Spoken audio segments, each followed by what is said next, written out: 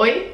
Hoje eu vim contar pra vocês como que funciona uma defesa de doutorado aqui na França. Eu não sei se esse assunto interessa a vocês, mas eu acho que eu quero deixar isso guardado também. Eu não tenho muitos vídeos da minha defesa, então eu tô contando muito com a minha memória, sabe? Do que foi que aconteceu e tal, e óbvio, da memória do Marco, que é meu amigo, e que tava lá também, e o Marco tem uma memória bem impressionante, mas eu queria deixar isso guardado em algum lugar. E eu acho que pode ser interessante, né, pra quem tá fazendo um doutorado no Brasil ou pra quem tá pensando em fazer um doutorado aqui na França pra conhecer as diferenças e tal. Eu vou explicar o que eu vivi. É meio uma regra, né, porque, enfim, é um procedimento oficial, mas pode ser que em outros lugares seja um pouco diferente, tipo em outras partes da França. Eu fiz a minha tese aqui pela Université de Lyon. E a minha tese foi uma tese ANR, com financiamento ANR, né, da Agence Nationale de la Recherche. Então é uma tese que é totalmente pública, eu não tive parte empresarial, então a minha defesa, e eu vou falar muito soutenance, porque soutenance é como a gente diz defesa em francês, quer dizer, a defesa da tese, né, é a soutenance de tese. E então eu vou falar muito soutenance aqui, vocês só entendam que é defesa. Então a minha tese foi totalmente pública, eu não tive parte de empresa, então não teve a parte da confidencialidade. Então a minha soutenance foi aberta ao público. Teve uma difusão, né, uma divulgação da universidade para o público em geral. Então quem quisesse vir, podia vir. Ou seja, todo mundo que eu convidei pôde assistir a apresentação ao vivo, dentro da sala em que eu estava. Então, como que acontece a soutenance do momento que você entrega o teu manuscrito até o final? Primeiro, a tese ela dura 3 anos. Então, no final do 3º ano, ali, mais ou menos uns 6 meses antes, a gente começa a fazer a redação do manuscrito de tese. E nesses 6 meses é o momento em que você coloca, né, todas as coisas dentro do manuscrito e que você resume tudo, que você entra em acordo com os seus orientadores sobre o que vocês querem passar como mensagem, sobre os resultados que vocês querem apresentar e etc. E em seguida é o momento que, a partir do momento em que as ideias do manuscrito já estão bem claras, a gente já sabe mais ou menos quais são as áreas que as pessoas que vão avaliar a minha apresentação, né, a minha tese, elas têm que trabalhar. Então, por exemplo, na minha teve uma pessoa de catálise, teve uma pessoa de engenharia de processos que era mais focalizada em cinética de reação, por exemplo, teve uma pessoa que era muito da biomassa. Então a ideia é compor um júri que traga realmente, que possa te provocar discussões interessantes. Então o júri é decidido em conjunto entre o doutorando e os orientadores. No meu caso, eu tinha 3, então nós éramos 4 a decidir. Eu não conhecia muita gente, tipo, é óbvio que eu conhecia pessoas que eram muito marcantes na minha área, então eu poderia ter escolhido, por exemplo, chamar uma pessoa lá da Finlândia que é muito, muito, muito especializada no meu assunto. Durante essa escolha do júri, tem outras regras que precisam ser levadas em consideração. A universidade em que eu estou tem várias regras, eu não sei se isso é uma coisa geral na França, aliás eu vou até procurar, se eu achar informação eu coloco aqui. Mas a minha universidade tinha várias proporções que deveriam ser respeitadas. Então, por exemplo, os 3 orientadores, eles contavam dentro do meu júri. Então, a partir daí eu tinha 2 homens e 1 mulher. Sendo que a gente precisa respeitar a proporção de 50% mulheres e 50% homens. Então, eu precisava de mais uma mulher para compor o meu júri. Fora isso, eu precisava ter uma pessoa externa à Université de Lyon. Como o meu orientador era da Université de Lyon, eu precisava de outra pessoa que fosse da Université de Lyon e uma pessoa externa à Université de Lyon, ainda assim respeitando a proporção de 50-50. Então, tava um orientador que não era da Université de Lyon, um orientador que era da Université de Lyon. Então eu precisava de mais uma pessoa da Université de Lyon, que no meu caso foi um homem, mas que era externo ao meu assunto de tese. Nisso, eu também precisava de uma pessoa externa da Université de Lyon, que nesse caso foi uma mulher. Por aqui já dava mais ou menos para respeitar a regra. Só que eu não sei dizer pra vocês, eu vou escrever aqui em algum lugar quais são as regras que tinham que ser respeitadas, mas o meu júri teve 8 pessoas. A gente teve 4 mulheres, então uma mulher da Holanda, uma mulher de Poitiers, uma mulher de Toulouse e a minha orientadora, e 4 homens, os 4 daqui de Lyon, não, 3 de Lyon e 1 de Rouen, que é na França também. Então, no fim, por causa das regras, o meu júri teve 8 pessoas e mais um convidado que a gente chamou, uma pessoa que participou do meu projeto na parte de separação membranária. E o júri fica bem grande, mas as regras precisam ser respeitadas e eu disse que eu vou deixá-las escritas aqui em algum lugar. As regras precisam ser respeitadas, então é a partir desse momento que o júri está composto, as pessoas de reserva já estão definidas, então se o júri principal que a gente pensou não aceitar, né, porque não deu tempo, porque não tem tempo, porque não vai poder participar, a gente já tem as pessoas reservas. E também é a partir desse momento que a gente decide quem são as pessoas que vão avaliar um manuscrito, que se chama o rapporteur de thèse. O rapporteur tem um papel fundamental que ele ou ela recebem o manuscrito antes e eles leem o manuscrito inteiro e avaliam se você pode ou não, se você tem capacidade ou não de defender a sua tese. Então, essas pessoas têm um mês, mais ou menos, para poder ler a tese e avaliar. E eles te devolvem o relatório, dando um parecer favorável ou não à soutenance. Eu acho que isso deve ser equivalente a uma qualificação no Brasil, se eu não me engano.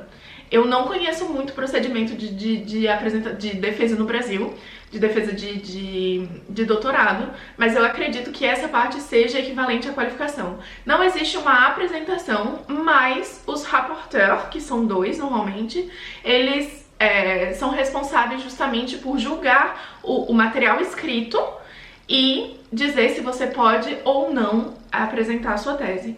Então, normalmente o relatório que eles entregam é composto de um resumo, mais ou menos, do que você fez, com as informações-chave, assim, quantas páginas tinham no manuscrito, quantas referências, se as referências eram atuais ou não, se os assuntos são pertinentes, como que a discussão foi elaborada, se a linguagem utilizada foi coerente com a tese ou não. E também, alguns dos rapporteurs colocam também algumas questões que podem ser evocadas ao momento da leitura do manuscrito.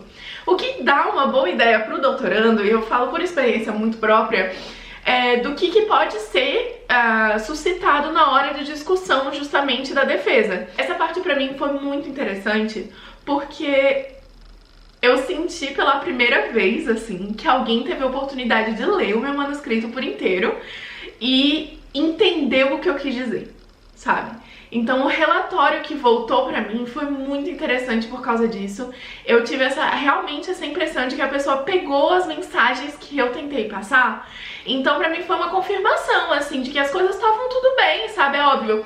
Se os relatórios te dizem que você pode apresentar, é porque você pode apresentar, sabe? É porque você pode defender, você é capaz, você já mostrou no seu papel que você é capaz de discutir aquele assunto. Mas ver que a pessoa fez um resumo do que você falou, e que ela entendeu o que você falou, e que ela compreendeu as mensagens, que pegou as ideias, que pegou as proposições, foi muito, muito, muito interessante pra mim. Em seguida, depois dessa etapa, na hora do convite do júri, a data já é marcada. Então, a data já é marcada, mesmo que você não tenha autorização para apresentar ainda, a data já é marcada. Porque assim, se os seus orientadores te deixam passar para essa etapa, né, enviar o teu manuscrito para pessoas, para elas avaliarem o teu manuscrito, para propor um júri de defesa, é porque você já é apto, né, pelo menos ao ver deles, você já é apto a discutir aquele assunto, você já é apto a passar por essa etapa do final da tese. Então a data já é marcada. Mas a partir do momento em que os relatórios dos rapporteurs marcam, né, dizem que você está apto a apresentar, apto a defender, a data realmente é fixada e o assunto, aquela divulgação que eu falei da universidade também é feita. A gente pode escolher se a gente quer um júri à huis clos, que é um júri confidencial, então que ninguém pode participar a não ser o júri e os orientadores e a pessoa que está apresentando, ou um júri público, que foi o meu caso, em que todas as pessoas podiam aparecer. E isso vai muito do tipo de tese, né? Às vezes as teses vão passar por algum, como é que é? Brevet. Patente, que vão ser patenteadas ou qualquer coisa do tipo, então é interessante de guardar esse segredo. Mas no meu caso a gente não tinha nada de confidencial, a minha tese realmente não está acessível ao público ainda, porque eu ainda tenho publicações para fazer em cima dela, mas ela estará disponível para o público em 2025, então não é uma tese confidencial, ela só está confidencial agora porque eu preciso terminar de render com essa tese em publicação. Então, no momento da soutenance, como que funciona a soutenance? No dia da soutenance, os orientadores normalmente vêm presencial. Agora, depois do Covid, a possibilidade deles ficarem distancial existe. Então, os orientadores vêm presencial e existem alguns ritos, entre aspas, né? A gente prepara a apresentação de 40 minutos, então os doutorandos preparam a apresentação de 40 minutos, resumindo todo o trabalho, aquela apresentação que a gente, né, mostra tudo que deu certo, às vezes comenta um pouco das coisas que não deram certo, mas de maneira, assim, muito positiva. E são 40 minutos de apresentação, então quando o júri chega na sala, já tá todo o público esperando, né, a chegada do júri, e eu, no caso, a doutoranda, na frente, naquela tensão, que parece que passa 50 minutos e os caras não chegam, sabe? E quando o júri chega, todo o auditório fica de pé, até o júri parar de falar e me autorizar a apresentar. Então todo mundo fica em pé. E o júri se apresenta, né, apresenta quem que é o presidente do júri, que foi escolhido numa reuniãozinha que eles têm antes da apresentação. Então, eles apresentam o presidente do júri, então o presidente do júri foi sendo escolhido, todas as outras pessoas participam do júri como avaliadores, e existem as duas rapporteurs que já fizeram a avaliação delas sobre o manuscrito. Então a avaliação do júri agora é sobre a apresentação e a capacidade de discussão dos doutorandos. E nesse momento, eles me autorizam a apresentar, eu apresento os 40 minutos, né? O doutorando apresenta os 40 minutos e em seguida existe a parte de discussão e defesa. Nessa parte, cada um deles vai perguntar e eles vão... Nesse caso, eles não vão falar muito da minha... como é que é? Da estrutura do meu texto ou das palavras que eu usei. De vez em quando eles soltam algumas coisas assim, mas a ideia justamente é poder ter uma discussão, né? A ideia é poder avaliar se eu sou capaz de conversar sobre as coisas que eu fiz. Não só exatamente sobre as coisas que eu fiz, mas sobre o domínio, né, do assunto. Então, tem perguntas muito interessantes com relação aos assuntos, tem perguntas de maneira mais geral, por exemplo, o que é a biomassa, o que eu poderia ter feito. Tiveram muitas perguntas interessantes sobre se eu pudesse recomeçar a tese, como que eu ia começar de novo, sabe? Tipo, o que eu teria feito de diferente, coisas que provam que eu tenho, como eles dizem, um recul, né? Que eu consigo olhar a tese de longe e ver onde é que as coisas poderiam ter sido melhores, onde é que a gente errou, entre aspas, mas não exatamente errou, mas que a gente pegou um caminho que talvez não fosse o mais interessante. Então a discussão é realmente focada nessa parte. Depois que a discussão termina, eles pedem que todo mundo saia da sala, então fica só o júri lá na sala discutindo e fazendo o relatório da tese. Então eles fazem um relatório explicando qual foi a decisão deles, qual foi a avaliação deles, o que eles acharam da minha apresentação, o que eles acham que eu tenho como qualidade, coisas pra melhorar e qualquer coisa do tipo. Então eles anotam tudo e eles tomam a decisão se eu serei doutora ou não depois. E aí no momento que a decisão é tomada, então uns 40 minutos depois, meia hora, 40 minutos, eles chamam todo mundo de volta e eles anunciam a decisão.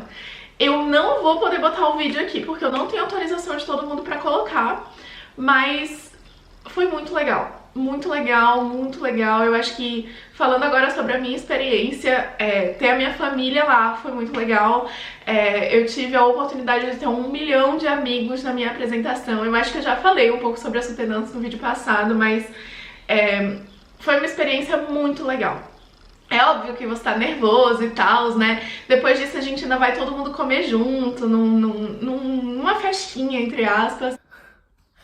A qualidade caiu um pouco, mas a gente vai ficar aqui agora, porque eu tive que passar pro meu celular. A minha câmera descarregou, deixa eu ver se eu ajeito. Pronto. Eu daria tudo pra reviver esse dia de novo, porque eu amei as discussões, eu acho que o meu júri foi muito bem escolhido. Os meus orientadores perguntaram se eu queria alguém específico no meu júri, mas eu não tinha, assim, preferência. Eu não tinha preferência nenhuma, porque eu não tinha, assim, uma pessoa que sei lá, eu conhecia pessoas do meu domínio, mas eu não queria escolher. Eu só pedi pra eles escolherem pessoas que eles sabiam que iam gerar discussões interessantes, sabe? A minha ideia era mais, eu não queria estar lá sendo massacrada, eu queria estar lá pra conversar com as pessoas, pra poder mostrar. É uma coisa que eu adoro, é conversar sobre a minha tese. Eu amo falar sobre a minha tese.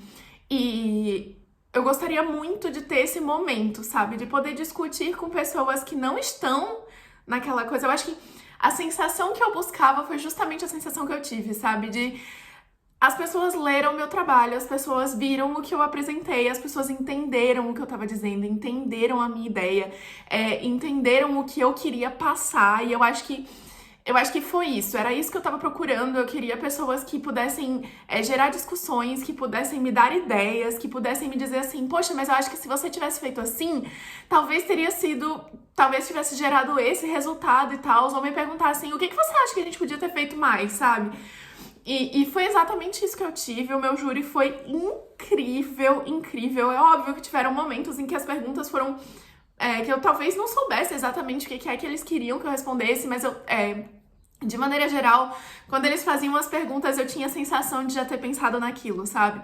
Eu tinha a sensação de saber responder a pergunta, de entender o que é que estava acontecendo como discussão, e eu acho que era exatamente isso que eu estava procurando. O meu júri foi muito bem escolhido. Eu sei que existem júris, e eu já fui pra apresentações em que o júri tá realmente contra a pessoa. Que é tipo uma defesa mesmo, sabe? Você tem que se defender e você tem que provar que você sabe do que você tá falando. Mas, gente, não tem ninguém que conheça mais o assunto do que o doutorando, né? Porque, é óbvio, existem exceções, mas raros são os casos em que a pessoa chega até uma defesa de doutorado sem saber o que tá fazendo. Então, eu queria mesmo um ambiente em que eu não tivesse ali sendo massacrada, porque eu acho que isso não gera uma discussão saudável, não gera informação, não traz nada, sabe? Eu acho realmente que as coisas têm que ser mais no sentido de, tipo, eu estou te avaliando, mas eu acho que eu tô discutindo com você de maneira a entender se você consegue ser pesquisador do mesmo jeito que eu sou, sabe? E eu acho que é isso. E uma das perguntas que me botaram, né, me perguntaram no final foi a pessoa que era convidada, que era da minha pesquisa e tal. Ele fez, olha, eu não vou te perguntar nada em específico porque eu tava no seu projeto, eu acompanhei a tua etapa inteira, mas eu queria te perguntar, tipo, se você tivesse um conselho pra alguém que tá começando a tese agora, o que você ia dizer? E eu falei específico pra minha tese, se fosse a minha tese e eu estivesse começando hoje, o que eu ia fazer de diferente, né, com os conhecimentos que eu tenho hoje. Mas, em geral, se você tá começando uma tese agora, o meu conselho é, não se isola, sabe? Depois de ter passado os meus 3 anos, eu sei que no Brasil são 4, não se isola. Todas as pessoas têm informações interessantes pra te dizer. Eu fiz projetos de iniciação científica, bem entre aspas, tá? Porque não era no laboratório e tal, mas foram projetos de extensão, tá? Projetos de extensão com crianças e com toda sinceridade, assim, o projeto de extensão foi com crianças de, sei lá, ensino fundamental 1 e não do ensino fundamental 2. Eles ainda não tinham chegado no 6º, 7º ano. E eles faziam perguntas tão interessantes, sabe? Tão interessantes sobre o assunto que a gente estava trabalhando, que eu percebi ali também que todo mundo tem alguma coisa para acrescentar, sabe? No meu laboratório tinham pessoas de vários várias profissões diferentes. Então tem gente que foi formada em farmácia, tem gente que teve algum... Não que foi formada em farmácia, mas que, tipo, tem ideia sobre ciência do medicamento, tem gente que tem ideia sobre várias outras coisas, sabe? Que tem químicos puros, tem pessoas que são puro de catálise, tem pessoas que são puro de engenharia química. E quando você conversa com essas pessoas têm questões, perguntas diferentes pra te perguntar. E são coisas que na sua cabeça trabalham diferente também, sabe? É de trazerem ideias que você nunca nem teria pensado. E ao mesmo tempo, te traz também o senso crítico, sabe? Ai, essa pessoa que é pura catálise, ela me diz pra fazer isso, mas será que realmente se aplica ao que eu tô querendo fazer? Ao que eu tô querendo mostrar? Então eu acho que conversar com pessoas sempre, sempre, sempre tem alguma coisa pra acrescentar. Não dá pra passar pela tese, não dá pra passar pela tese sozinho. Você não vai passar pela tese sozinho.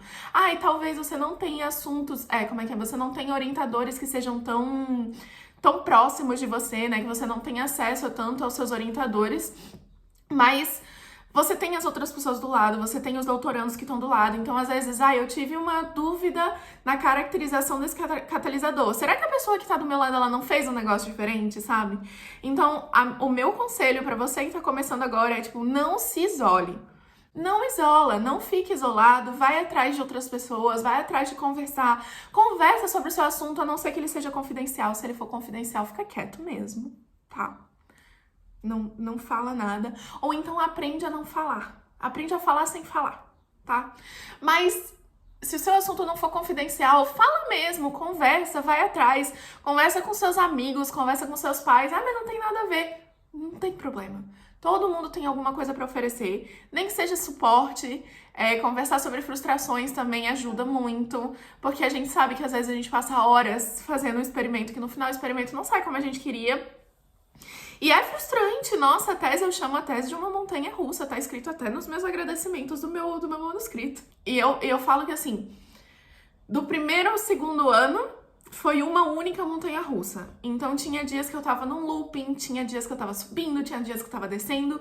No último ano de tese, todos os dias eu entrava numa montanha russa sem saber qual era o trajeto, sabe? Então, é um trajeto difícil, mas ele se torna muito mais bonito quando você consegue colaborar com outras pessoas, sabe? E é isso, eu acho que é esse o meu conselho. Eu espero que vocês tenham gostado desse vídeo, que tenha sido interessante, pelo menos vocês conhecerem como é que as coisas funcionam por aqui. E se vocês quiserem saber mais sobre tese aqui na França, pode me deixar aqui nos comentários que ou eu vou responder ou eu vou fazer algum outro vídeo. E eu espero que vocês tenham gostado. Se vocês tiverem alguma dúvida, não importa qual é a dúvida, sobre vida na França, sobre imigração, sobre meus sentimentos, sobre a vida, deixa aqui nos comentários, aqui embaixo, que eu posso explicar pra vocês. E é isso. Um beijão e até o próximo vídeo. Tchau!